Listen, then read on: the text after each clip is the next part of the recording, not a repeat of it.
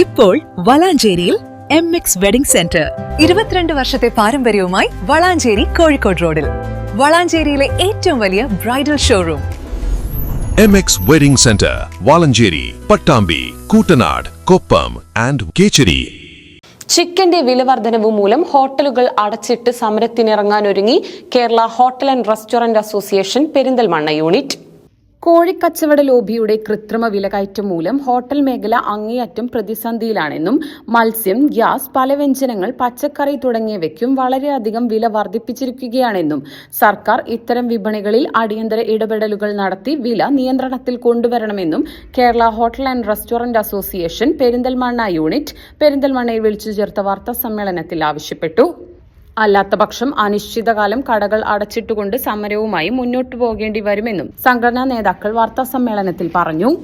വളരെയധികം ബുദ്ധിമുട്ട് ആക്കിങ്ങോട്ട് കൊണ്ടുപോവുകയാണ്. ഈ മേഖല പിടിച്ചു നിൽക്കുന്നുണ്ടെങ്കിൽ ചിക്കന് ഞങ്ങൾക്ക് വില കൂട്ടല്ലാതെ വേറെ നിവൃത്തില്ല. അല്ലാന്നുണ്ടെങ്കിൽ കേരള ഗവൺമെൻറ് ഇതിന് ശക്തമായിട്ട് ഈ ലോബിക്കെതിരെ ശക്തമായിട്ട് ഇതിൽ ഇടപെട്ടുകൊണ്ട് മുന്നോട്ട് പോയിട്ടില്ലെങ്കിൽ ഞങ്ങൾ ഏറ്റവും കൂടുതൽ തൊഴിൽ മേഖല കൊടുക്കുന്ന ഒരു ഇതാണ് ഹോട്ടൽ മേഖല. ആ മേഖലയിൽ ലക്ഷക്കണക്കിന് തൊഴിലാളികളുണ്ട്. ഈ തൊഴിലാളികളെ പ്രതിസന്ധി ആക്കുന്നുണ്ടെങ്കിൽ ഈ രീതിയിൽ മുന്നോട്ട് പോകാൻ ഞങ്ങൾക്ക് കഴിയില്ല. ആ രീതിയിലുണ്ടെന്നുണ്ടെങ്കിൽ നല്ല രീതിയിൽ കേരള ഗവൺമെൻറ് ഇതിന് നല്ല ഒരു തീരുമാനത്തിന് എത്തിച്ചേരണമെന്നില്ലാണ് ഞങ്ങൾ ഹോട്ടൽ മേഖല രീതിയിൽ ഞങ്ങൾ അഭ്യർത്ഥിക്കുന്നുള്ളത്. നമ്മൾ മനസ്സിലാക്കിയത് കോഴിവില ഈ തമിഴ്നാട് കേന്ദ്രീകരിച്ചുള്ള നാമക്കൽ അവിടുന്ന് കാര്യമായിട്ട് കോഴീൻ്റെ ഫാമുള്ളത് അവിടെ നിന്നാണ് കാര്യമായിട്ട് ഇങ്ങോട്ട് വരുന്നത്. അപ്പോൾ അവിടുത്തെ ലോബി ശരിക്കും ഈ നാമക്കലുള്ള ഫാമിൻ്റെ ലോബി കൃത്രിമമായിട്ട് ഉണ്ടാക്കുന്നൊരു വിലവർദ്ധനമാണത്. പക്ഷേ ഇത് ശരിക്കും ഇതിൻ്റെ നമ്മൾ ഇരയാവുന്നത് ശരിക്കും ഇവിടുത്തെ ഹോട്ടലുകാരാണ്. ഇവിടെ ഏറ്റവും കൂടുതൽ കോഴി ഉപയോഗിക്കുന്നത് ഹോട്ടലുകാരാണ്, അത് സംശയമൊന്നുമില്ല. പിന്നെ ഇതുമാതിരി കുറച്ച് കാറ്ററിംഗുകാരും.